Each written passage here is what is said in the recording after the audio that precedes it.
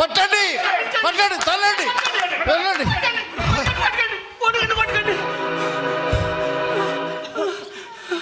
వెంకటేశ్వర్లు,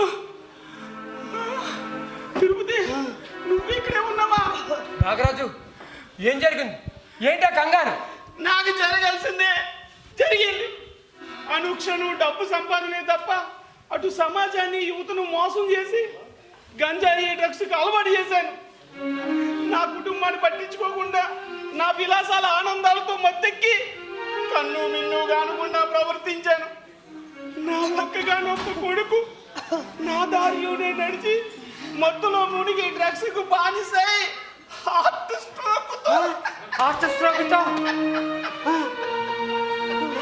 తల్లిదండ్రులు చేసిన కర్మలే బిడ్డలకు చుట్టుకుంటా అంటారు.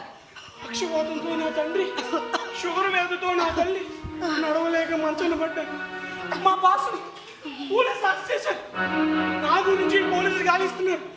వెంకటేశ్వర్లు, ఇవి చేతులు కావు కాళ్ళు అనుకో. నిన్ను నీ కుటుంబానికి దూరం చేసి వ్యసనాలు అంటగట్టి నీ ఉద్యోగం పోవడానికి కారణమయ్యాను. ఏదో విధంగా డబ్బు సంపాదించాలనే మోహంతో అటు సమాజాన్ని ముఖ్యంగా యువతను భ్రష్టు పట్టించాను. సమాజం వెక్కిరిస్తూ నన్ను వెంటాడుతుంది. వెంకటేశ్వర్లు, వెంటాడుతుంది. ఇప్పటికైనా జీవితం అంటే ఏంటో తెలుసుకున్నాం. జాగ్రత్త పడు నాన్న.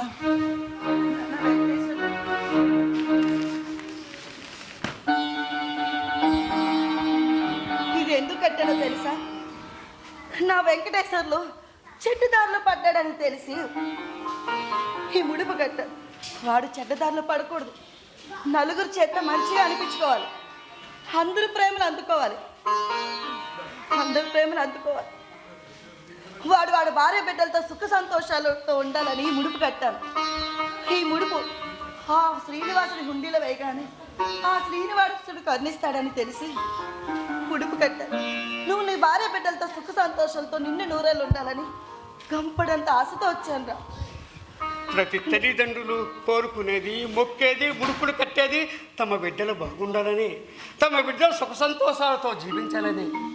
అట్లాంటి డబ్బు మత్తులో పడి మనకు జన్మను ప్రసాదించిన తల్లిదండ్రులను దూరం పెడుతూ ఆ కల్పించే దేవుళ్లకు క్షమించాలని అన్యాయం చేస్తున్నాం.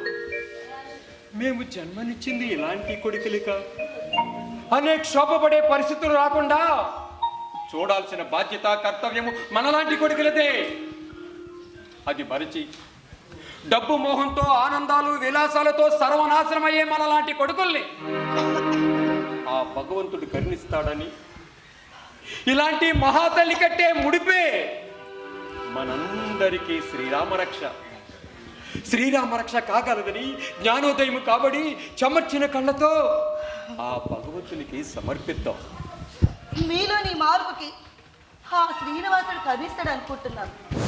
మీ తప్పు తెలుసుకొని కొత్త జీవితాల్లోకి ప్రవేశించి మీలాంటి వాళ్ళందరికీ తల్లిగా నేను చెప్పేది ఒకటే మాట. మేము పైకి ఎదిగెదిగి వచ్చేసాం కదా అని నిచ్చెన మెట్ల లాంటి తల్లిదండ్రులు మర్చిపోదు. ముఖ్యంగా అన్ని రుచుల కన్నా మాతృప్రేమ అనే రుచి, అదే కన్న తల్లిని అస్సలు మర్చిపోవద్దు. అమ్మ ఆనందమే భాగ్యం, సౌభాగ్యం. అమ్మంటే ఒక ప్రేమ, ఒక త్యాగం, ఒక భరోసా. కనిపించే ఆ భగవంతుడు అమ్మ.